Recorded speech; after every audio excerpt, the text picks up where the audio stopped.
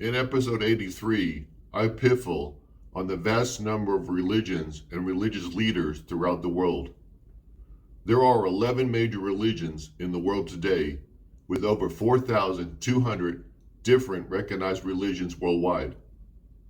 The number of religions that have come and gone throughout the history of man's existence is both immense and ongoing, and the number of deities which have been and are currently being worshipped is equally staggering and likely endless.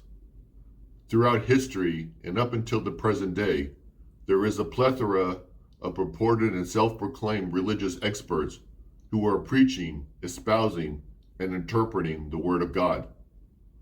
These godly authorities include rabbis, popes, cardinals, archbishops, bishops, monsignors, priests, padres, chaplains, ministers, preachers, pastors, reverends, monks, nuns, apostles, ayatollahs, imams, emirs, muftis, mullahs, swamis, gurus, maharishas, Dalai Lamas, rinpoches, high priests, high priestesses, shamans, faith healers, sorcerers, witch doctors, medicine men, missionaries, televangelists, and the list goes on and on and on.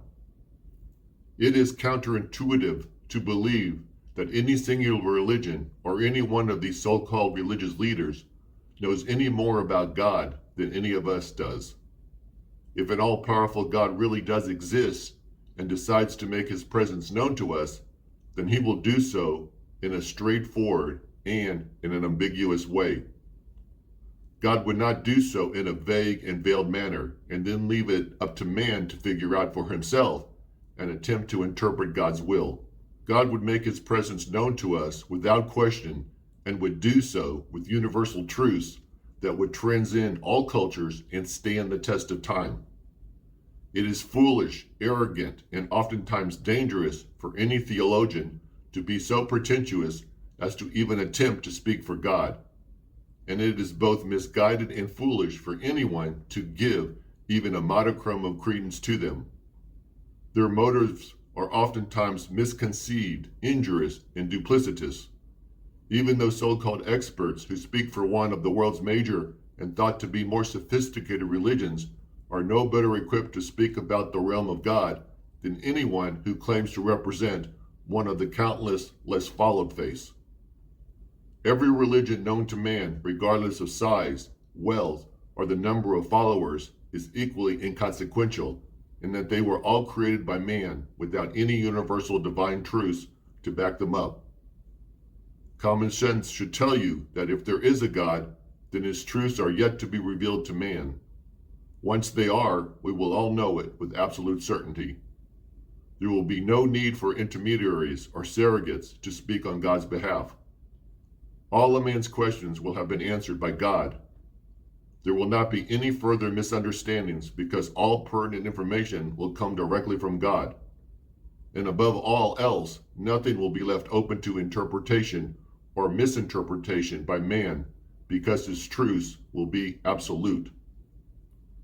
Common sense should also tell you that if there is a God who is omnipotent, all-powerful, omniscient, all-knowing, omnipresent, all-present, and omnibenevolent, all-good, then he would never have created a world such as the one we now live in.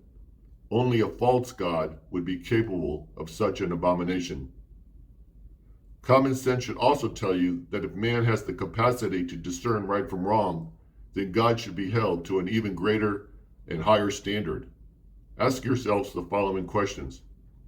If God can prevent suffering and does not intervene, then why should he be worshipped and not vilified?